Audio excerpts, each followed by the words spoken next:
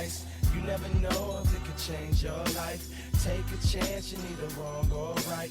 You never know if you don't go and die. Hello, Matt. Howdy, Rob. It's another episode of us talking and writing adventures. It's Dungeon Master of None. And I'm Dungeon Master Rob. I'm Dungeon Master Matt, and this is the second part of our actual prep designing the greatest starting adventure of all time, trademark, copyright, LLC. That's right. We don't have a title for it yet, but we'll have to, maybe we can come up with that at the end of this episode. But in the first one, we sketched out sort of the main scope based on our guiding principles of what we think a starting adventure should contain. Mm-hmm. And I think we came up with a pretty good, I would like to run it, and I think it's got some cool parts, but a pretty good outline for a basic 1, 2, 3 session, probably 2 if you're moving quickly. 1 to 2 session. I'm hoping this can be 1, but it might be ideally 2. 1, but 1 to 2 session adventure to launch a campaign or to introduce players to the game. Hits all the big important bits, all the pillars of play, and introduces sort of the fantastic world of D&D, and has a little some hooks for future adventures, and does all of the it's also fun to play, all those things in theory. Here's the basic idea in case it's been a while since you listened to our first episode on this. The players head to a coastal city in which many people have recently been kidnapped by mysterious forces. One of the 2 tavern owners they meet is also kidnapped while they're sitting down to enjoy their first meal after a long series of travels. They can track the person that was stolen down a beach to a cave guarded by a crayfish. They discover the demons that stole this person and can interact with some mysteries in the cave, figuring out the kind of backstory that, there was once a bronze dragon that guarded this village and was preventing it from sinking into the ocean. Deep inside the cave, they can confront the person who did the kidnapping, who is currently drowning and sacrificing their friend, and can turn themselves into a dragon. They can defeat this person, save the person who was kidnapped, and get back home, hopefully, and maybe pick up some treasure. You got to add some treasure. Anyway, that's the 20-second outline. It's a simple 4-room dungeon so far. Yeah.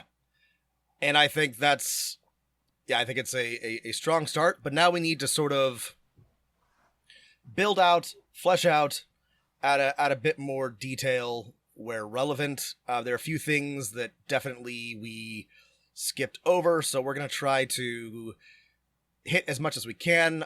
Obviously, parts of this aren't going to be very useful on a podcast. We'll have to draw some maps and, but ultimately you should have a pretty good sense of what this will look like, and then we'll release the final adventure for all of our beautiful Patreons. Yeah. So writing an adventure is, to paraphrase from Samin Nosrat, it's a lot like seasoning your cooking.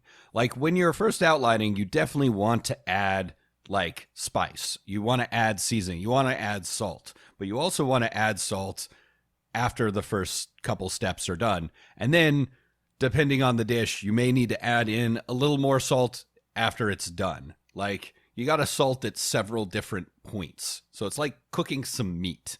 You salt beforehand, you salt when you put it in the oven. That's right. Maybe you salt again.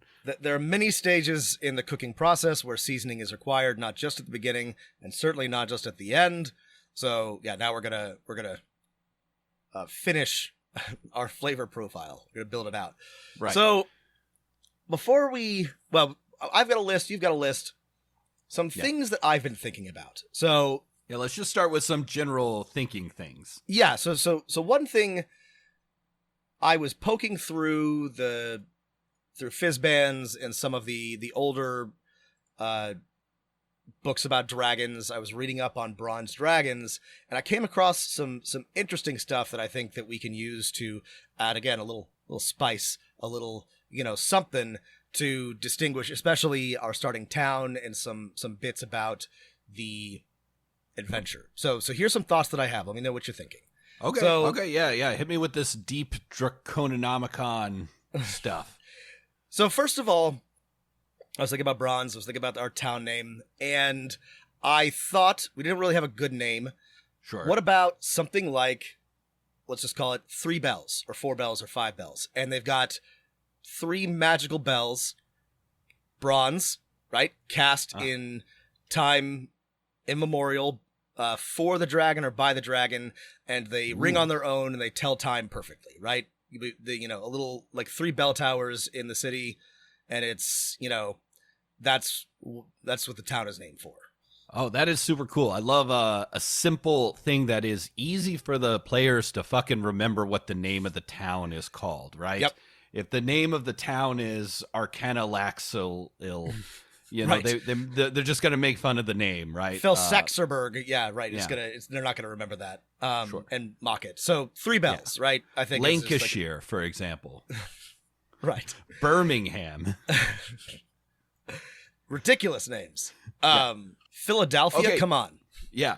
Okay. I love you can't just take 2 Latin words and combine them. Okay. I love the idea of the 3 bells. I would also like to add to forefront the city is sinking into the sea. One of the 3 bell towers, or are they all in the same bell tower? They're 3 separate towers, and they Okay, can be all one like, of the next bell to each towers- other or yeah. somewhere else. Yeah. One of them is still sticking out of the ocean, and like to get to it, okay. you have to take a rowboat to it, and it's kind of cool. It's when you look out on the ocean, you definitely see it sticking up, and you can I love that. see the outline of the bell, and you definitely know it's magical because it's like still preserved. So, and then there's a couple of other things. Again, I was thinking about bronze, thinking about dragons, and bronze dragons are, among other things, they're known to be very, very lawful, very orderly and forceful. These are metallic dragons. They are technically good, but Yeah, they're good. in the sense that dragons are, which can kind of be a little intense. And one of the things that was in Fizzband's treasury that it got me just like really got my wheels a turning is there's some regional effects suggested for the Bronze Dragon lair, and one of them is unfailing faithfulness. Sapient creatures that spend a year within 10 miles of the dragon's lair find it nearly impossible to break a promise. And so I was thinking... Oh, that's so good. That's so good, right? I was thinking this town is known for its just... The people here are known to be exceptionally honest, fair dealers, and they always have been, and nobody thinks much of it. It's not like they can't ever lie or can't ever, but like there's just like Just a very, less very likely to lie or cheat you or not. just a fulfill very, very strong promise. tendency towards honesty, towards reliability, trustworthiness, and people in the town will almost always tell the players the truth, if asked, and they will keep their promises. Nobody will try to cheat them or bargain them, and they might notice this.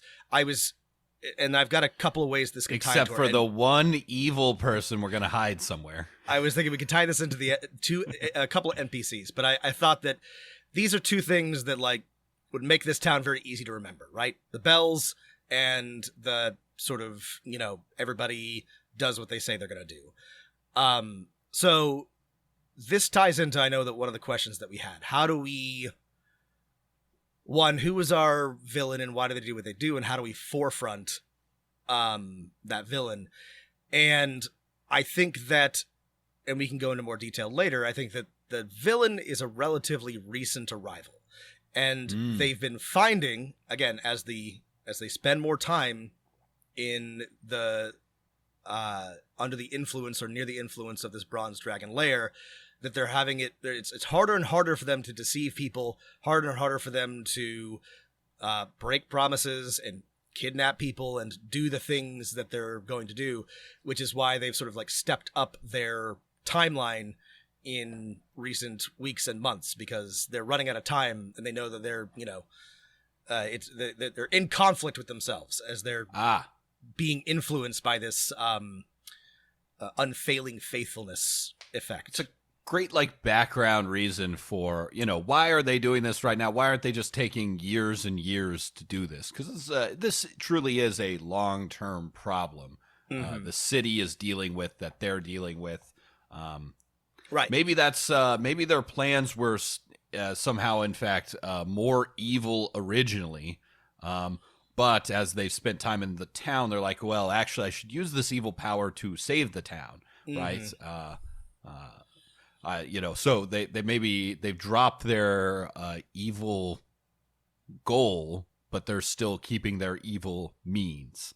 Yeah, maybe their patron that we said was maybe Davy Jones, wanted them to kidnap and press these people into service to him. Davy Jones wanted to flood this city and prepare it for his ship to come all take them down. That's right. But actually, one of the things that we love about warlocks is they could do whatever they want with their patron's powers. Right. So this warlock started to sympathize with, identify with the town, and wanted to save it through dubious means, yes, but try to use their patron's power to stop it from sinking in the end. We need a name for this warlock. Yeah, I was just thinking about that. I mean, names don't have to. There doesn't have to be a hidden meaning behind the name of your main NPCs there doesn't. Or just villain. Just gotta sound right. Let's see. Nalo. I've got. Let's see. Ram. I don't know. Do you have a gender or not in mind for this villain? Should we go feminine presenting in that like a lot of the other starting adventures, the gender is either goblin or evil dude? That's what I was thinking, is that, there's not a lot of like starting lady villains. So this right here is a victory for feminism. Right That's right. That's right. We're doing feminism right here, everybody. So let's see. Let me grab some. Let's do something classic. How about Eleonora? I've also got Sariel on my Sariel. list. Oof, okay. Land of let's do Sariel. It's got an Ariel, like Sariel, like the Little Mermaid. We'll make her an elf. That sounds, or half elf or something. Yeah. Elf is good in that they have lots more time. I would say keep the species. One of it's always, I like to keep the species of some of my NPCs a little flexible. If I end up with a party of players that is mostly dwarves or elves, maybe I will, depending on the context, put a fellow dwarf or elf or something to mix things up, right?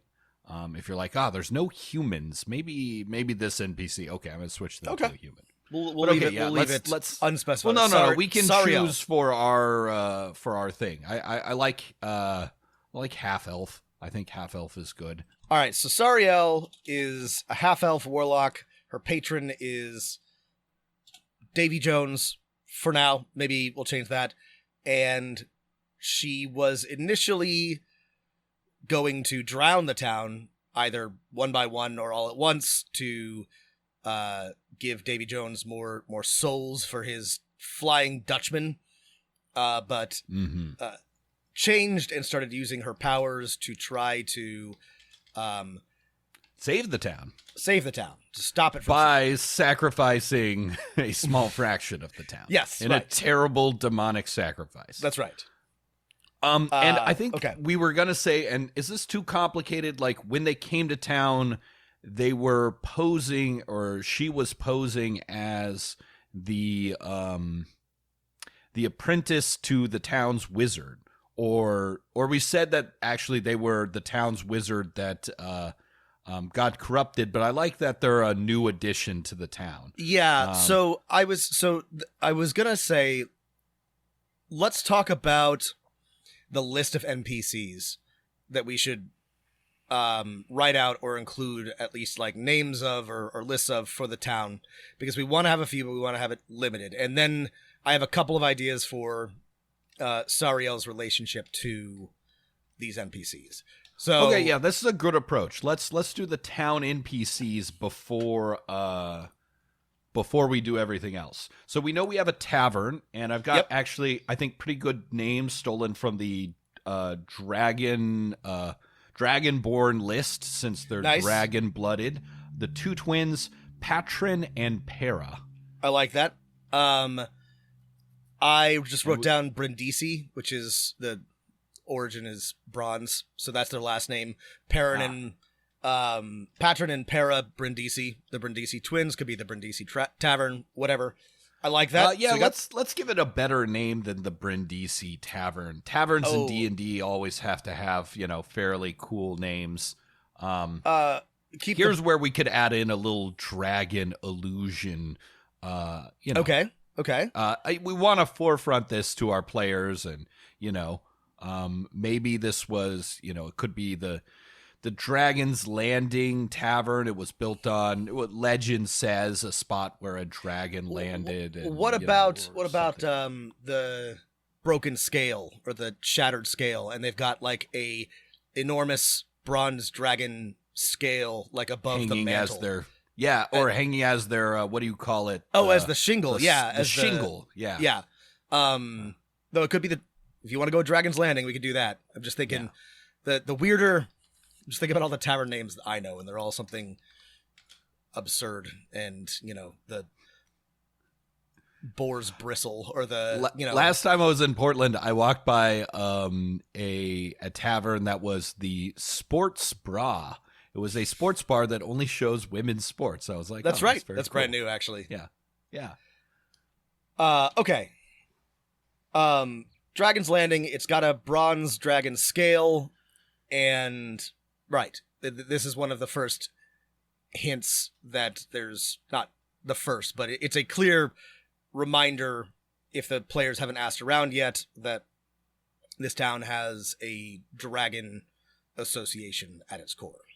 Right.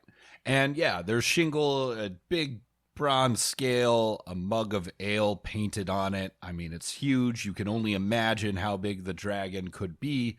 It is there is maybe it is right on the edge of the coast, like on the back half, like one of those Florida bars where, on one side you can park and the other side you can pull up your boat. Pull up your boat. Yeah, it's on stilts, and it's knock back your Yinglings, and I don't know. Yeah, I like that. It's open to the air. You can sit on and overlook the sea. Yeah, I like that. I'm imagining that this town might have a very what is the name of the filmmaker, Harmony Korine, who did Spring Breakers and Trash Humpers and the one with Matthew McConaughey, The Beach Bum, a real maybe a real Florida just weird Florida vibe.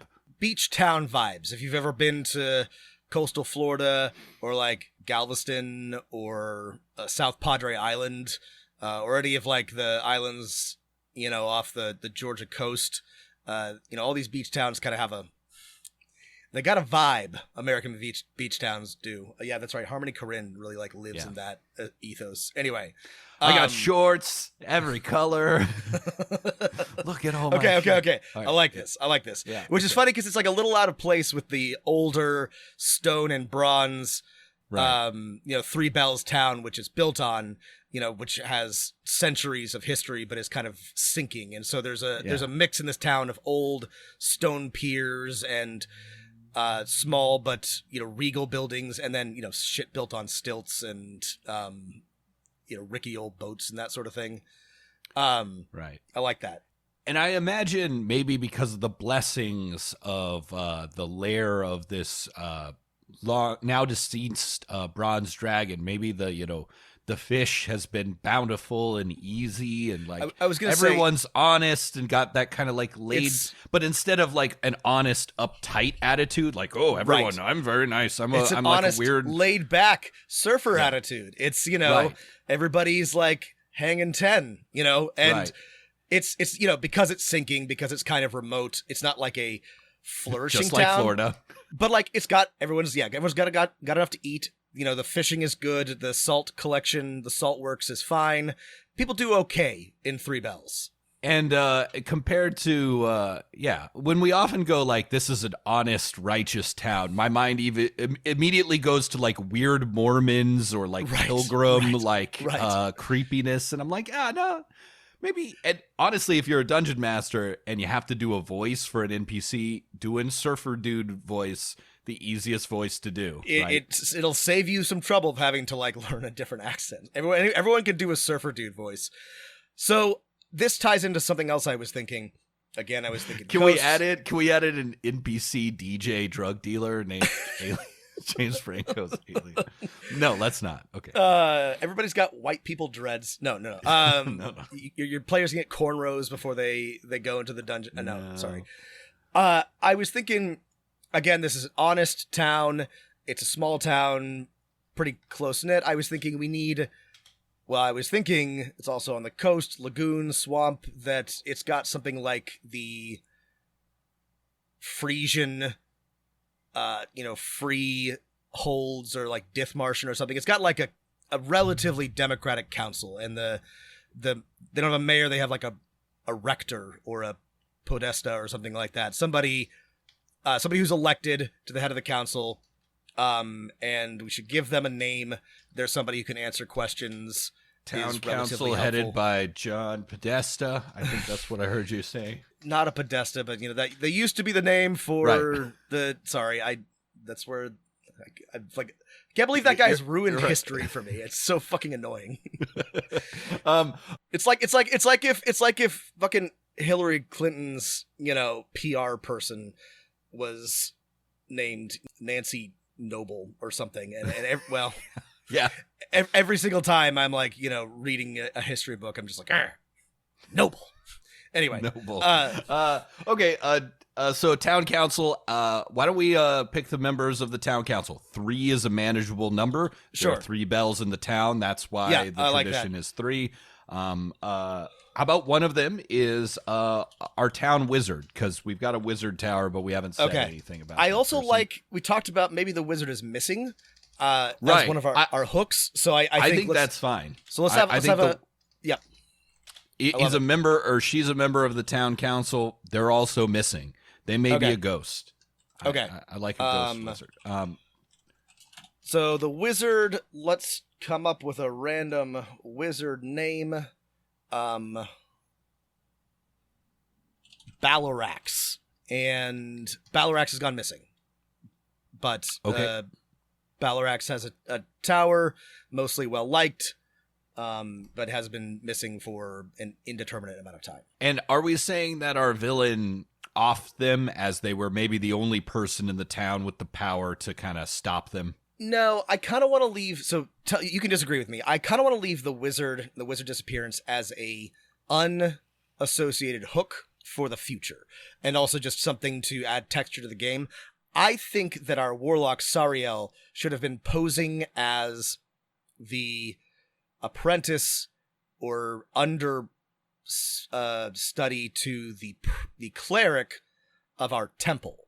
I like this was actually better. Another NPC that I was going to suggest, a cleric of probably Waukeen Saloon. Here's the annoying thing about D&D pantheons is that all the ocean and water gods are chaotic evil, which is, the ocean does want to destroy us. It's just very complicated when you're like, here's a temple to Umberlee, and something innocuous like there's a cleric of Waukeen that blesses the city and the trade, and then Sariel showed up as a junior priestess and then started acting weird. 2 options. One, we could make this a town that follows the druidic faith. And so maybe, druids could have buildings too. They don't have to only have groves, especially druids that live by the sea. Druids are also into shape changing, which Sariel likes. And that's a little different. Okay. Or we could just pick, we want to leave this open enough that if you want to run it in Eberron, if you want to run it in Forgotten Realms or Greyhawk or your own world, you can, and just say, the church in town, the temple in town is of a deity of relatively good, civilization, right? I like your first idea better because it requires no. It means people can pick this up and put it down without making any changes because all settings have druids, and so you can say there's a druidic, not a grove, a druidic pool, and then there's a high. I like the idea of there's sea druids, and they have sea druid, right? A high druid who looks The temple, the druidic temple, is built around a tidal pool that fills and drains every day, and that's like part of their I don't know. Oh, and then druid worship. Our high druid or our druid, grove master or whatever can be the ultimate surfer dude. He shapeshifts into a sea lion every day and goes and rides the waves. And he's super chill and loves nature and everything in balance. Oh my god, I love this. Sorry, this is rad. Okay, so we got a surfer druid. Okay, and Ulrich. Maybe a Celtic name or something like that. Yeah, ultimate surfer druid, the town druid. And he's he's not worthless. Like, he protects the town, and he he does his rights and keeps everything in balance. But it's not a particularly unlike the aggressively honest, horrible insular Mormon town. It's a chill, laid back beach town where everybody is a plain dealer. Is Ulrich on the town council? Sure, let's keep it simple. Okay. Let's say the town council is Balarax, Ulrich, and then let's have a politician, or just like the rector. The current head of the council is a lady. Why don't we say we also wrote Saltworks? It could be a capitalist. It could be a merchant, petty merchant. The person who runs the Saltworks. I got some names if you want. I got my random names list up. Let's see. I'm going to hit you with some. Isabel with a Y. Sibelia. Keep going. Beatrice, Joan. Joan is great. Okay. Yeah. The Saltworks owner. Mistress Joan runs the Saltworks. Perfect. I love it. Okay. So there's some important, powerful NPCs. Do we want to add in some other NPCs that are, we don't have to list everyone, but we don't want to bog down the adventure, so we should only do one or two more. I was thinking we should have a visiting merchant, somebody who's come to town, who's there to trade, and they can give sort of some perspective if the players want to ask around, and they can be like, something not quite right about Three Bells. There's good people here, but they're all just very, kind of weirdly honest, and maybe they can give a little bit of if the townsfolk are unwilling to talk for some reason, mention what happened to Balarax, tell them a little bit about the history, whatever. A visiting merchant. Okay, let's see. A visiting merchant, Rufus, who, let's give him a distinguishing character trait, is pretty much all he needs besides being a outsider. What does Rufus sell? What do these people need? I mean, he sells manufactured goods and things made of clothing, iron. He's textiles, trading for salts and dried fish. I mean, I love a guy who's overdressed. Right. Let's say that he's got a really fancy hat and wears, silk clothes and entirely just like a real, peacock kind of guy, a little pompous, fancy lad who loves. But he's also missing his 3 front top teeth. Got punched out over a deal gone wrong. He's very self-conscious about it. Does he have gold teeth, or just does he have no teeth? I think he's saving up for gold teeth. Okay. All right. So Rufus is missing some teeth. He's very well dressed. He's come from... Or he has some gold teeth, but occasionally they will fall out while he's talking to you. Up to you. He's come from, again, this is entirely setting dependent, but some nearby town to trade. A bigger and city. A bigger city, and can tell the players a bit. Yeah, Rufus. Quickly we can add Let's add a fisherman. A fisherwoman. Fisherwoman. Gotta Perfect. add a couple men. And let's see. Maybe some nature names in this town, right? Yeah. If we got a druid, Fern is her name, and Fern. maybe an older fisherwoman, one who actually has a grandmother or a great grandmother who River. River's a good water name. River. Okay. River and River has a grandmother or a great grandmother who, talked to someone who remembers the dragon times. Yes. River's grandmother remembers the old ways, the old legends, and can tell the players about it. I mean, River's grandmother didn't meet the dragon, but sure. she talked to someone who met the dragon. Like we're 2 generations, 5 generations removed here. Right. So, but and her, I like that. I would say, like a fisher person, her characteristics should be, just very gruff and no nonsense. Wants conversations to be as short as possible.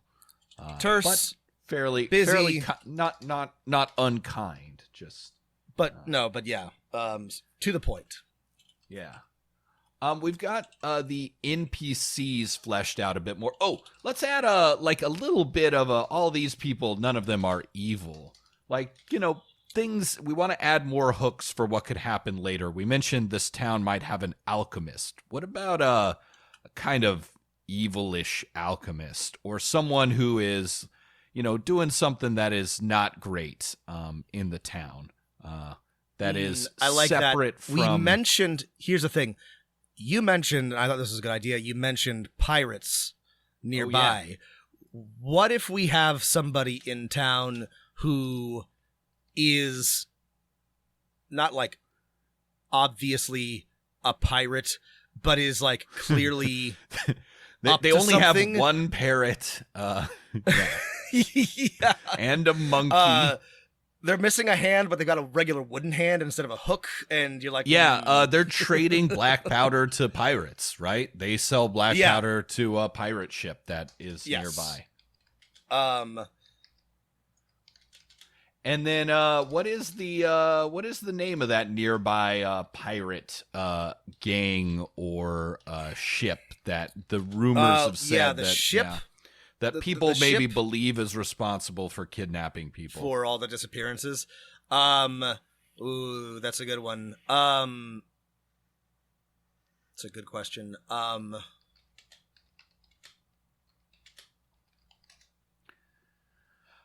Pick one of your many favorite pirates from history, and we'll reskin them for fantasy. Half of them have revenge in the name, and I was trying to come up with a ship that didn't have revenge. How about something like the I was thinking our town is based on a metallic dragon. What if we have a chromatic the Golden dragon? Hind? Golden Hind was where I started, but I was like, hang on, I can do better than that. The Black Worm. Oh. Ooh, I like that. Ooh, the Black Worm. That is good. Right? Okay. And the captain of the Black Worm and their pirate flag is definitely like a dragon skull with 2 cross sabers, right? Yes. To remind us we're in fantasy land. Jolly Roger. Yeah, that's right. And the captain is Harold Scartooth or something. I don't know. This is for the future, but we'll start there. Okay, cool. Yeah. That's the rumor in town. That's anyway, about that. Okay, all right. I'm liking this town. We also said, we've added a couple, at least in my notes, interesting locations. Right, there's a pier out into the ocean where a ceremony is conducted every year of marriage to the sea. And then there's our grove, which is a tidal pool. There's right, which has a regular temple built around it, Yep. and there's a wizard tower. There's a salt works. And we also have an unfailing freshwater spring, right? Coastal towns need fresh water, and this one is right in the middle of the town. Everyone gets their daily water from there. Rumor has it there's a naiad that lives under that spring. Perfect. Beautiful. Okay. All right. So Three Bells is looking good. Players have a lot of there's a lot more if the players, come back after going to the dungeon or poke around before following the tracks, or if you want to run this a little bit differently where you have players arrive and explore the town, we have some options to do that. Let's go back to our opening scene. The players start in a tavern, and one of the tavern twins, Patron or Para Brindisi, is kidnapped by aquatic dretch demons and dragged away in the evening in the dark light, and the players can follow. I've got something for this. It just occurred to me. So okay. So our opening, we got names now. Our players arrive. Presumably they make their way to the tavern, where they are greeted by the Brindisi twins. They're friendly. They interact. We have a little bit of role play. They ask questions. Hopefully the players come to like them. Right. One of the twins goes to get water from our, never-ending spring, and they are there, dragged into the depths by the dretches, and disappear, and people have to go looking for them. I was trying to think how they could be kidnapped in a way that indicates, or that's relevant and also isn't weird and makes sense. Yeah, so I like that idea of having something supernatural. I guess my concern is for brand new players, you want them to be able to uncover the mystery fairly easily. And one of the things I really liked about ours is tracks across a sandy beach. That's right. A new player's well, I could look for tracks. Oh, it's the sand. I can spot the tracks. Oh, we could follow the tracks. Right? That's true. There's some very clear things to do if, there's tracks and they've been taken along the beach. If they just disappear into the water, then it becomes a lot more, where do I go? What do I do? Right. Good point. Yeah. Okay, one of the twins goes out to the fountain. So maybe they ignore have that. Doesn't matter. So we'll put in, I guess we can just put some guidelines in for DMs. You let players role play for an appropriate amount of time, and then suddenly somebody rushes in, Para or Patron has been kidnapped, and and then if they haven't found out already, people have been going missing, and if they need further encouragement, then Madam What's-Her-Face shows up. Mistress Joan shows up and offers a substantial reward for... Or I would say the twin could offer... right. Sorry, the other twin is if for some reason the players are not ready to go look, the other twin will be like, please bring back my, brother or sister. I'll pay you, 500 gold pieces or something or other. Yeah, I think if we want to quote script unquote this out for new dungeon masters, we could say after 5 minutes or something like that, Petrin or Para says, wow, they kind of been gone a long time, and then do we want someone to stumble into the tavern and be like, I just saw someone get kidnapped by demons, or not by demons but by something I heard a scream for help, and I went and no one was there. Yeah. Do we want to have one of our NPCs be the person to do that? Our visiting merchant, Rufus, our fisherwoman. Yeah, Rufus is good. Let's have Rufus do this. Okay. Right. Rufus, says I was pulling my wagon up, I left it there. And so the players can investigate the scene. Rufus's wagon full of textiles and iron fish hooks is parked right there. The horses are uneasy because of the smell of demons. And on the beach side of the fountain are a ton of like scuffle marks, like maybe a little bit of blood and a terrible smell. And then, if the players look, tracks leading off to the beach.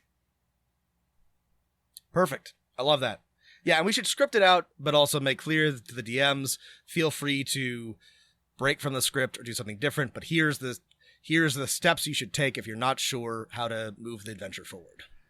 And then a little bit of player motivation hinges on this, plus this is our first scene. So if we can do anything to spice up, and again, we can always come back and add seasoning later, Yep.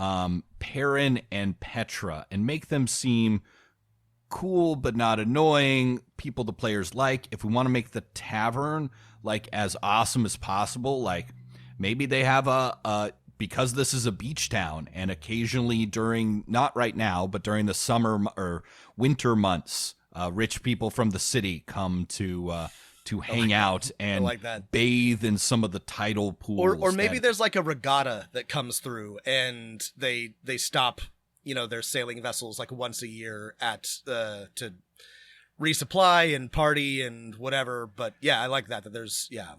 This small town has a nice list of mixed drinks and cocktails and like very delicious like ceviche on for the players. And then Perrin and Petrin, what traits? We said we would make both of them like attractive.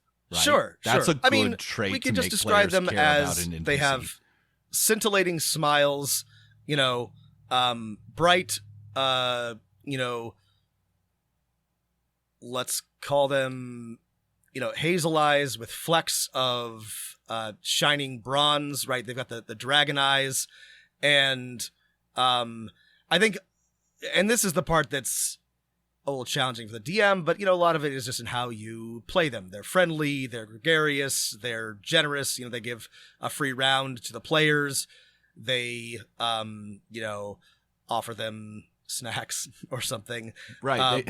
It could be subtle, it could be small, but like describe them as, appealing, and then they give them a free round of drinks. They ask them what they're up to. They get to know them briefly, and then one of them goes missing. Yeah, I like that. We could also add in a couple. I find that new players, if you start a scene in the tavern, players will be like, is there anyone else in this tavern? Yep. Are there any cool objects on the wall? So for other seasoning that we need to add, I would say we need to add, cool knickknacks and, one NPC in this tavern. I say, seems pretty simple. River's drinking there, and Rufus is drinking there before he steps outside to have a smoke or something. There's, let's put the bronze scale inside rather than on the shingle, because that's a pretty valuable thing. And so maybe it's hanging above or behind the bar, right? This really cool bronze scale of God knows how big of a dragon it is. And then some a musket or crossbow that supposedly was stolen from a pirate. I love that. An old rusty crossbow above the bar that belonged to an ancient pirate foe. A faded banner or tapestry that ties into some other hook that you would like to have. Great. We could think of what that could be. And then, just very good ceviche. Great ceviche. Good. They have more than just ale and wine. They've got some hard liquors that are harder to come by in the non-coastal cities, and so some fun, interesting drinks. Yeah, to let players know like what kind of town this is. It is a tiki bar, and everyone is a rockabilly. Everybody loves it. Actually, that's the bit of flavor, folks. It's Oh, actually, there we go. Yes, you're in fantasy Margaritaville. Burgermeister in paradise. Okay. All right. Okay, so Perrin and Petra, I know exactly what they look like. They're Margaritaville people. We are having too much fun with the town. We've got to move on to our first scene, which is the players tracking the demons. I was thinking spice here. One of the things we haven't added yet, one of the pillars that I think is one of our weakest, is exploration. When the players are like walking down the beach, following these tracks, we should make this more than just you're walking down a beach. Like, what is something fantastical or cool that they see or encounter here, whether they investigate it or not? So I had this idea, and you can let me know if this is what you had in mind. But again, I was poking through some of the lair effects and some of the things about bronze dragons and whatever. And one of the suggested sort of elements is ghost ships. So I was thinking that as they are on the beach, going down the beach, it's night, and out to sea, they can see either a ghostly armada or a Flying Dutchman, the Flying Dutchman. We could even, foreshadow our patron here, or in Davy Jones, floating off the coast just out of sight, or there's a magical fog and they think they can see the rigging of a ghostly vessel, something along those lines. I love this. How about we'll add in for our new DMs if the players are looking around, or if you want to have them make a perception check. Keen-sighted players will notice. How about this, Rob? A constellation that only appears at kind of random or astrological times called the Pirate's Rigging. And when you see the Pirate's Rigging hanging low in the sky, well, the Flying Dutchman might be on the horizon, and the players can see it. Yeah, I like that. Yeah. And then if we want to add any other interesting features of this area, I might add that looking across the water, you can see other spots that are dark blue. There are kind of like Yucatan Caribbean style sinkholes, cenotes. Yeah. Okay. Obviously the players are not equipped to deep dive into a giant hole in the underwater, but just to spice it up, let them know that, God, there are interesting things everywhere. There's interesting things. Okay. And then we're at our dungeon. Okay. We're at the dungeon. I'm very happy with our first room, our first encounter with the crayfish. Crawfish. Crawdad, the big crawdad. I was thinking if we want to make that encounter easier, maybe it's chained to the entrance, right? Like a junkyard guard dog. Ooh. And that would give clever players maybe another way to deal with this encounter. The thing is that it's got 13 hit points and one claw attack. I think it's a CR-18. I think it's an okay encounter. I don't think we need to do anything here to adjust it. Though I guess we could put that in case new DMs are want to make sure that the players have an easy time with this. Right. They can already I'm just sneak putting past it in there. They can already talk to it, so they can already give it fish. That's right. I was just adding that there as kind of more flavor, letting players know that, at least for our style of running things, monsters don't just exist in rooms as you're playing what's it called? A Gloomhaven, right? Monsters exist in rooms for a reason. And this one's chained here as a guard dog. My headcanon was that Sariel had either magically or otherwise bound the crab or the giant crayfish to this room, or lured it there and had it her own way of getting past it. But yeah, also I think she's just got it trained. Yeah, you can train a crab. Crabs are smart. You can train a crab. No. Sure. Who says you can? And then if the players, another rule says you can't ride a crab. Ride the crab, people. If we want to add, one of the things I have in my notes is we need to add treasure or interesting things. I think we should add a clue that there's like a couple splinters like in the mouth, or like tattered bits of fabric hanging off of the mandibles of the crayfish. And that's the clue for players who are new that, yeah, this crayfish ate a person or someone. If you open up its belly, there's some coins and a small uncommon magic item, or a scroll in a tube or something like that. If people don't want to go digging around in crayfish guts, there could also just be Then something. why are you playing Dungeons and Dragons? This game is all about digging in creature Could be something guts. indigestible, like a ornate sword or something in like a nest that they can also like make off with. Nothing too fancy, but some loot. Yeah, okay, let's also add a little nest like inside the cave where it likes to cuddle up at night and turn 3 circles before it lays down. Yeah, where it keeps its stuff. I love our crayfish. I'm gonna, in my headcanon, I'm gonna come up with a name. A name for the crayfish. Did we give a name to our warlock? We did. Remember? I just forgot it. Sariel. Sariel. Yeah, Sariel has a pet name for this. Yeah, of course. Sariel calls the crayfish something. Yeah. Right. Okay. Okay. So that's our first room. Our next room is a set of tunnels which may or may not be flooded. I had an idea for this. Okay. No, sorry. We already had a good idea for this, and this is depending on how quickly the players move, they're either flooded or they're not. Either way, they're difficult to navigate because they're at least like waist high, but they may have to swim if they took too long because of the tides. So I like that. I think that's a good thing.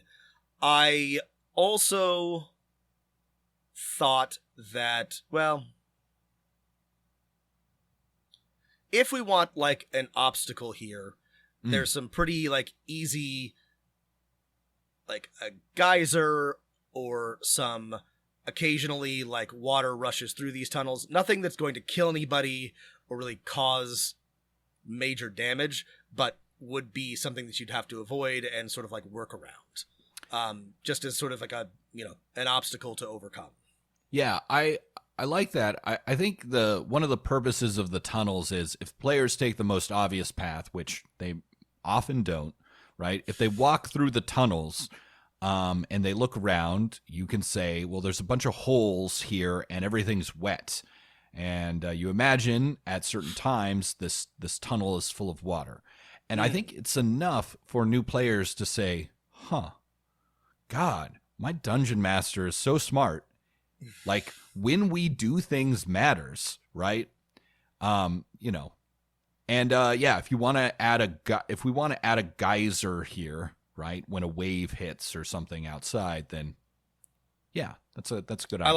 I like that. So yeah, there's hints that it will fill with water or that it fills with water, and then there's maybe some the geyser's consequence can be you're soaked in salt water. It's cold.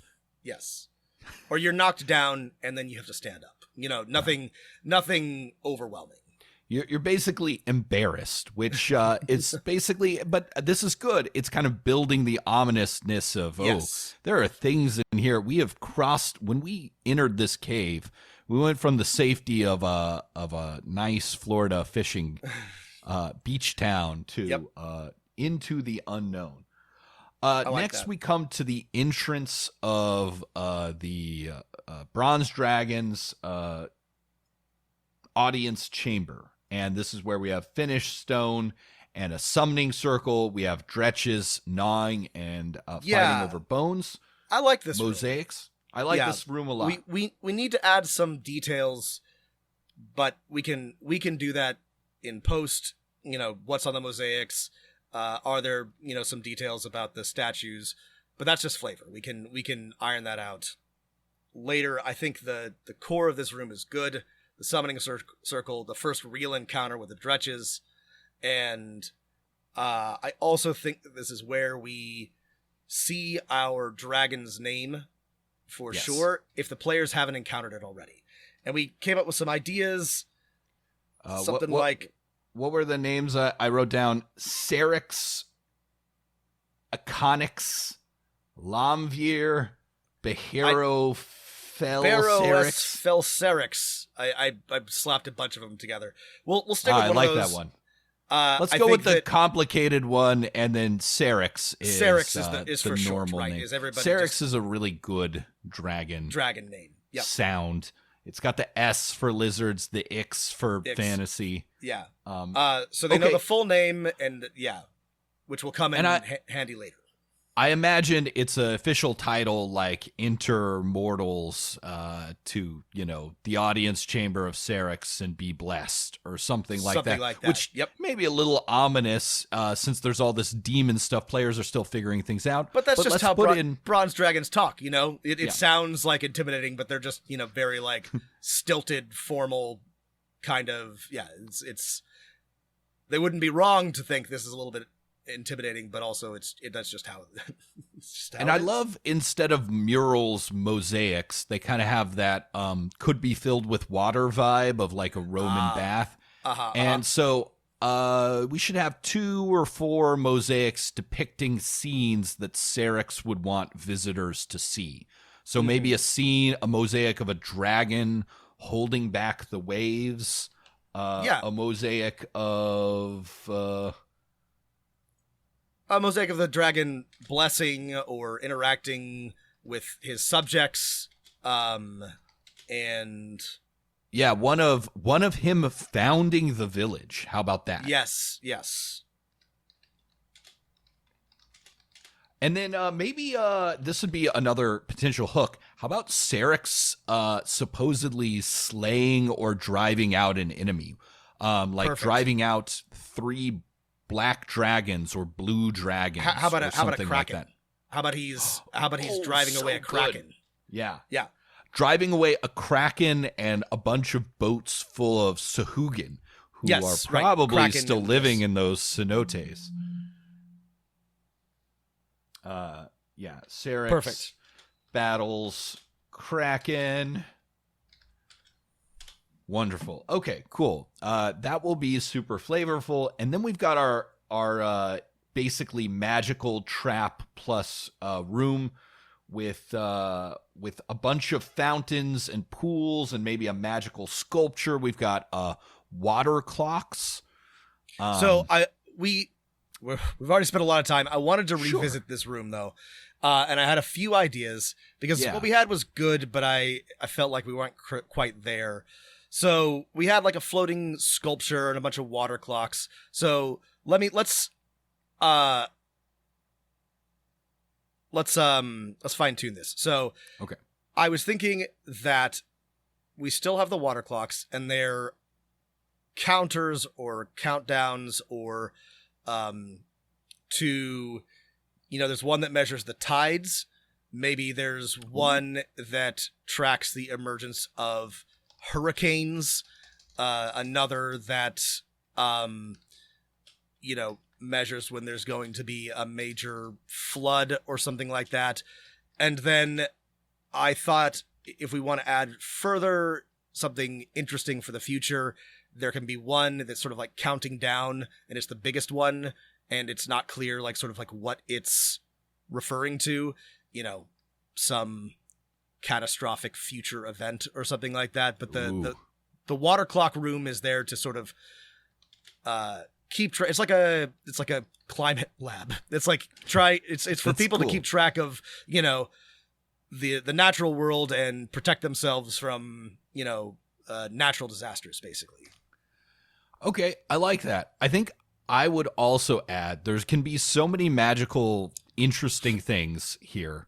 The family tree fountains, because the players need to figure out that the twins have the dragon blood, and they're the only people because of the flecks in their eyes. Yeah, but you got to give them more than one clue, or they're gonna miss it.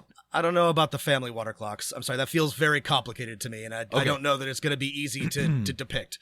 I'm not saying no. It just feels no, not water clocks. Just the family tree of Cerix painted onto the wall of mortals, and that magically upstate because Cerix has so many children, grandchildren, etc. And- Cerix, before he or she died, didn't have time to keep track of this, so they made a spell that keeps track of it that for them. magically updates the family tree, and you can see the Brindisi family on there, and you know that they're related to the. Okay, got it. I love And you that. can Okay. also see that, 4 of them have like some symbol that have been painted, like magically emerged, a skull, like they're dead, They're dead. untimely. Got it. Okay, I love that. Okay. I think this is good, and I still really like. Sometimes you figure out something is pretty seasoned. I like our dragon statue I-beam trap. Yep. That is easy. The It's easiest easy, thing in the it's world fun. to get around. They'll feel good about doing it. I like that. Yeah. It's never-ending story. We still need to add in more magical loot, and fun things for the players to grab. It could also Yeah. just be regular treasure. There could be a statue in this magic There room. should be something that in this could room. be, There should be magical loot in this room, looted, yeah. right? If players want to pry some gemstones out of one of the mosaics or something like that, they can do so. We'll iron that out. There'll be loot in this room, but exactly what, we'll see.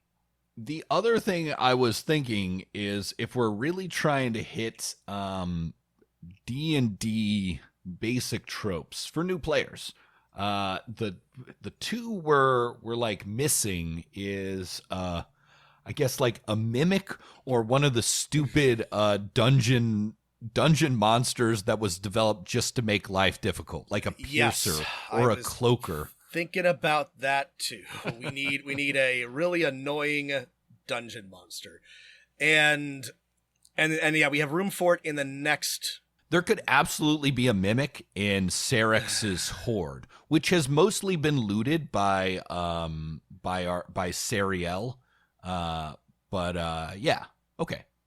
We don't need any more treasure right here, other than the dretches. There's some more stuff in the pile of dretch trash in the previous room, and there's some gemstones the players can pry out of something in this room full of Cerix's magic stuff.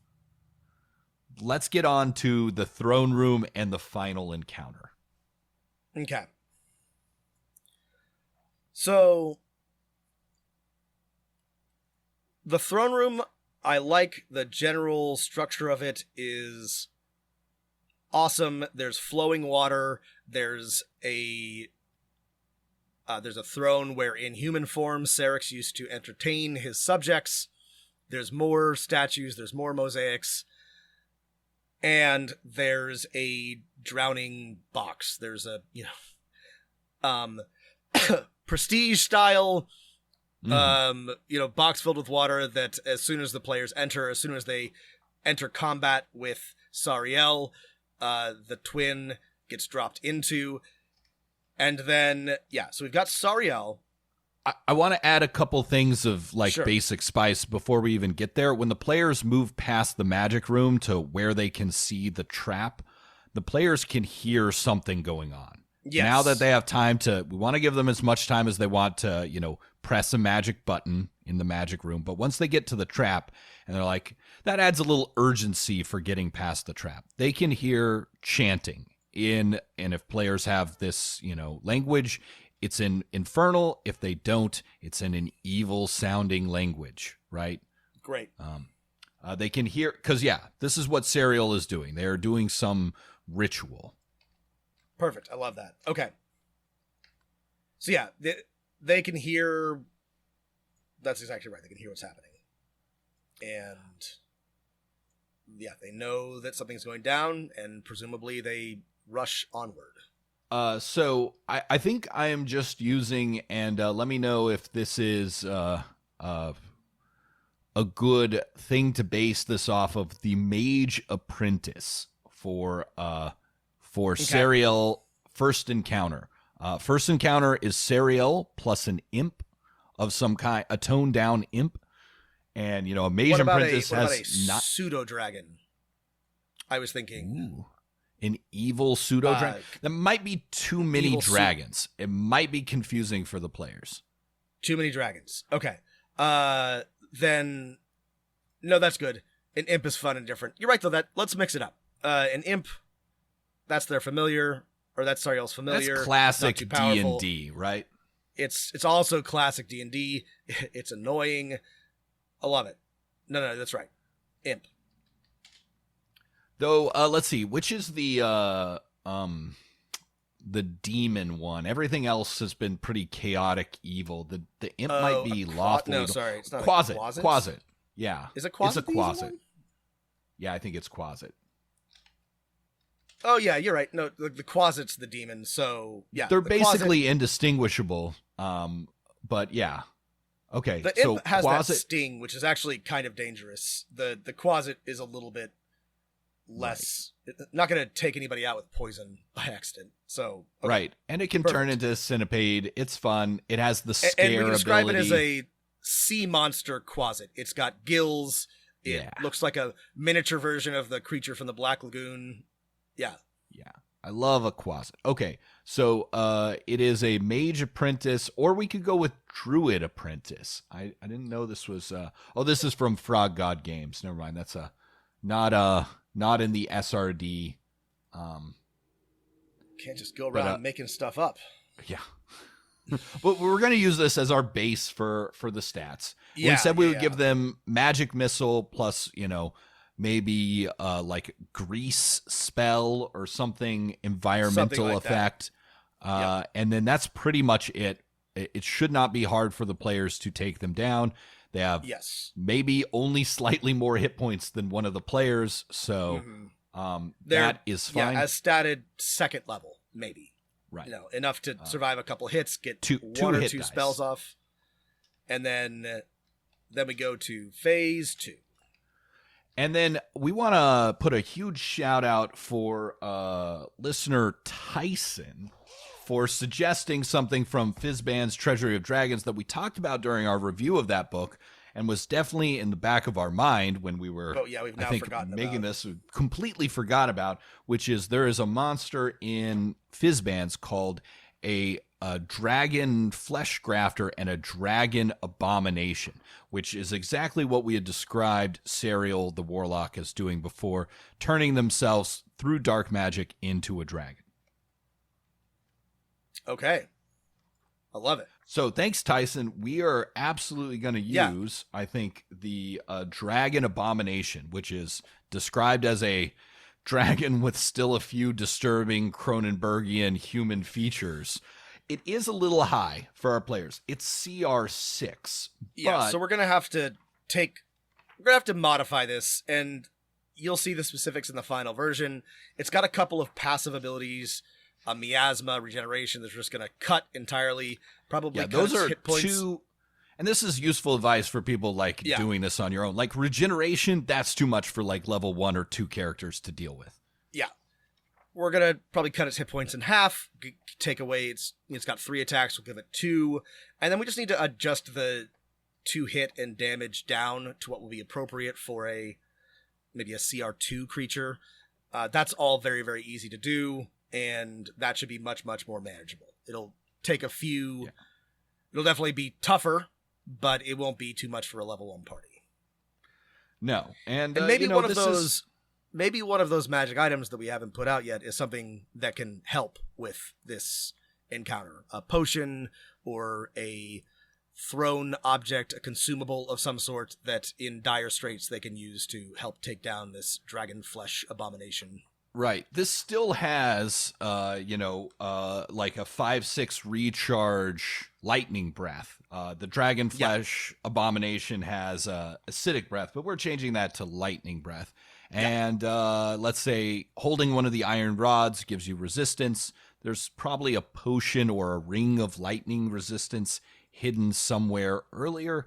And maybe there's... we haven't included our first magic weapon yet, but I think a magic weapon should be a reward for this encounter. A spear or a trident or something would be neat. Something... I think Sariel definitely has a couple interesting things. Probably some potions, some scrolls, and a spell book. as well as and the spell book also has her contract with Davy Jones. And she probably has like a magic trident of some kind. I love that. Now, okay. We also need to think, is it clear enough from what we've written? And I think our big flaw so far is that I think it's kind of fun for players to discover that Sariel was trying to become the next bronze dragon so that she could use the magic throne to reverse the sinking of the city. Mm-hmm. That's a pretty high concept thing, and we may have to go back and add some more stuff so the players can figure that out. I think the one thing that's really missing is a clear explanation of why Sariel is doing this. I don't think that's insurmountable. We just got to make sure to drop 5 times as many hints as we have so far, which is okay. Right. We can easily do that. We will do that in the final version. Here's a tip that works for like all of your adventure writing. Like once the players defeat or disarm or kill Sariel, like in their spell book or whatever journal, they have notes that detail their big plan overall. Yeah. However, you want to put... Well, they'll have a journal that'll explain this to everybody, but we would like the players to be able to figure it out ahead of time if they're paying attention, and that's what we have to set up. Yeah. And that's good best practices, right? Have the mystery explained at the end in case the players missed everything or were unsure if their theory was correct, but give them enough clues before they get there so that they think they know what's going on, right? And then I think actually what we're missing is something very obvious, which is like a secret treasure room of Syrinx. Yes. Obviously not his or her main hoard, but we don't have time to build it out, but I was thinking we should add 2 more rooms to this dungeon. 1, a dead end room, because you got to have an empty room to remind people that, you know, sometimes there's nothing there. And then a secret room with some treasure or items or something otherwise valuable and interesting to reward exploration. Now we're running super long. I've got time, if you do, Rob, for one more discussion. If you're done, let's then wrap it up. Let's do one more. Okay. We're gonna have to call it eventually because there's some other things that are just gonna have to be hashed out. Yeah, sure. Asynchronously, but let's do one more thing. What have you got? We try and do as much like actual prep in a conversation, but at a certain point, creating adventures is a process of writing things down. Well, and again, we have perhaps too many ideas for this one, and I'm having too good a time. I could talk about this for hours, but we have to stop eventually. This one's really fun. I'm glad we made this adventure. I think one thing I want to come back to is where can we add an interesting point for debate and discussion with the players? It could be with Sariel, with the warlock, is where my initial thought went. This is I was just thinking this, Matt. The one thing that we're missing is my favorite part of D&D, and the thing that I think is missing the most from most starting adventures is a social encounter, a debate, a discussion, an argument, and where we put that is a really, really good question. So the players have opportunities for this if they go around town and talk to the NPCs, but they don't really have to do that. Right. And I like there to be a important social encounter with consequences in most adventures, right? So if they speak well and they do well on their social roles and they think cleverly and they, do good role playing, they should have an opportunity to be rewarded for that, right? So I can think of a couple things here. Okay. The obvious I've got two options too, but let's hear yours. So the obvious one, and I'm going to tell you why this has problems, but it's also a fun one, is give them a chance to debate with Sariel. Try to get them, or Sariel is not immediately violent and wants to talk, wants to convince the players that what she's doing is necessary, right? Right. She's got typical villain stuff. Her quasit doesn't look like a quasit. It looks like a disgusting aquatic, it looks like a toad, because quasits can transform into toads or something. Centipedes. So it's toad form. And she's got her hand on the lever of the prestige box. So she's got the upper hand in this negotiation. The players Right. are like, all right, after a moment, they'll realize, okay, you're just dunking someone in water. People can hold their breath for a little while. Maybe enough time for us to kill you. Cool. This, I think, is an absolute great way to formulate this scene, right? They come into the room, the throne is glowing, there's salt and candles on the floor. This obviously a magic ritual, shit is glowing. The player, and then Sariel can build on this, like, hey, let me do this. If I kill this one person, she's the last one I need. I can become a full bronze dragon. I can save this city. You can save this town, right. Sarek's magic is fading. He's the whole reason this town is here, right? We can write up some cool quotes. I now that we've talked through this, I love this because the negotiation, there's not a lot of consequences here. Like, the players either have to sacrifice a nice person they met or fight with this person. And again, I like this, but like, how do we make it meaningful? How do we make it more than just villain monologuing, right?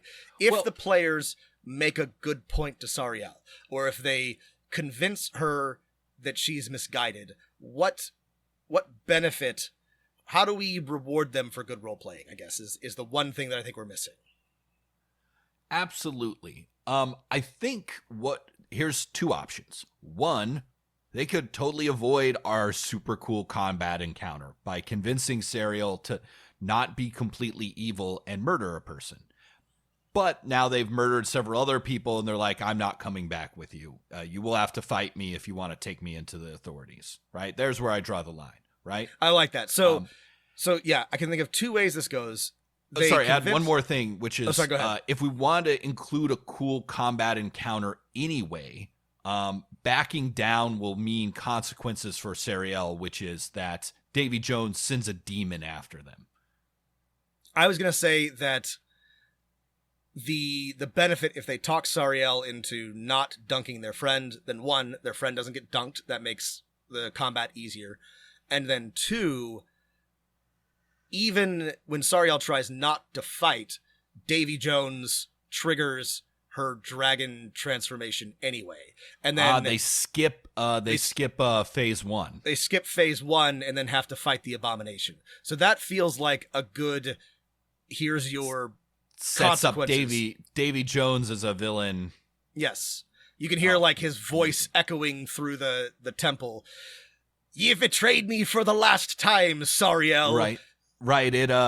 Davy Jones can speak through any water connected to the ocean. So the moat itself echoes, and we can see like a mouth form in it. And yeah, I like that. Okay.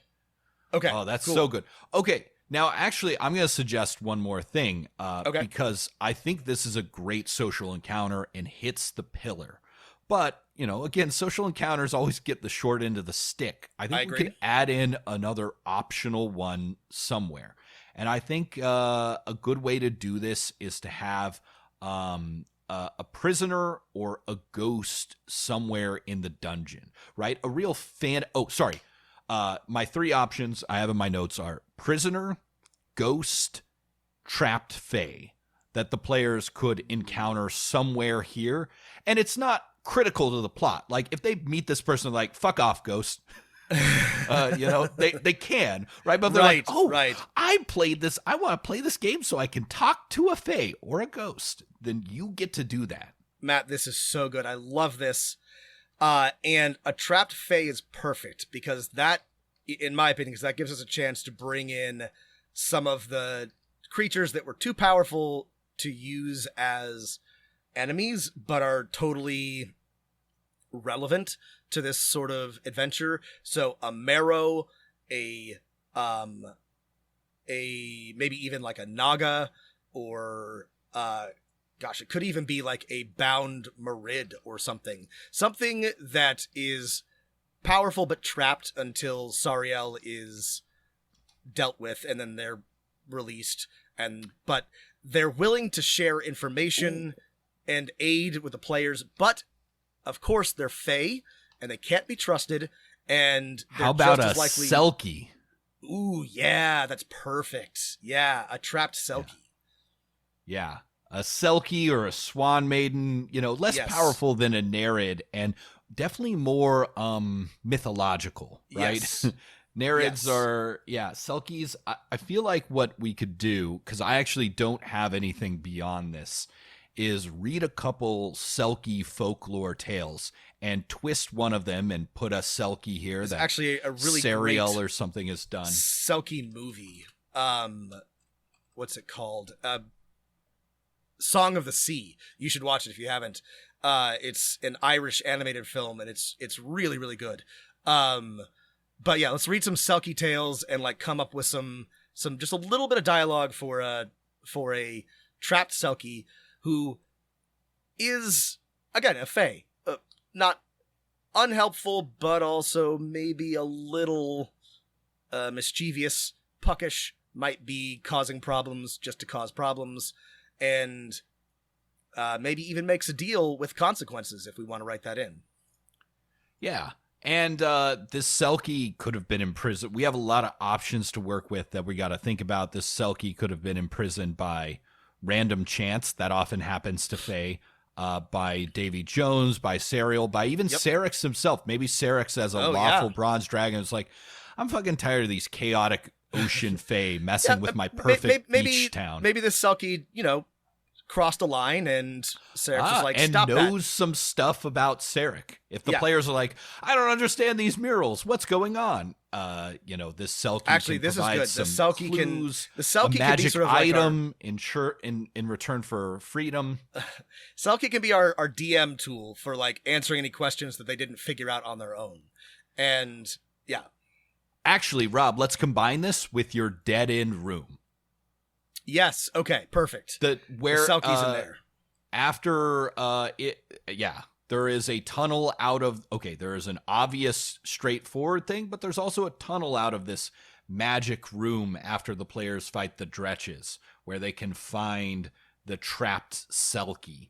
And, they definitely, it's classic stuff. They go down, there's a pool, there is a half seal, half person, lounging there. They are super suave, and you can tell maybe a little dangerous. Little and dangerous, They know things. So Dead End Room is the Selkie's room. Okay. We can give them a cool, like, Icelandic name. Yeah, we'll give them it's something jarring with the more tropical setting. Something Celtic, Irish, Scottish, Icelandic, something from the North Sea. And yeah. Okay. I love that. Okay, and there is another cool social. It's just if the players want to talk to this Selkie and then walk away, they absolutely can. But the debate of freeing the Selkie will always be a good one. Yep. I love that. Well done. God, we are so good at this. I am feeling very excited about this. Okay. All right, this was long. We got a lot to work on. Thanks for listening, everybody. If you have thoughts, Matt and I are going to be working on hashing this out over the next week, hopefully to release. If you have suggestions, thanks for for those of you who wrote in. Thanks again to, what was our listener's name? Tyson, for reminding us about the Dragonflesh Abomination, which is perfect. But if you have other suggestions or thoughts, please write us. We love your suggestions. If you're a patron, read over what we've... Yes. If you're a patron, please read over our draft. If you're not a patron, you could join if the draft of this adventure is something that interests you. But if you just want to give us some comments based on what you heard, we welcome that as well. All right. Thanks again, everybody. Write us with any questions, thoughts, suggestions at dmofnone@gmail.com. Our Patreon is patreon.com/dungeonmasterofnone. Please do stay healthy, stay safe, and keep rolling them dice. Somewhere beyond the sea, somewhere waiting for me, my lover stands on golden sands and watches the ships that go sailing. Somewhere beyond the sea. She's there watching for me. If I could fly like birds on high, then straight to her arms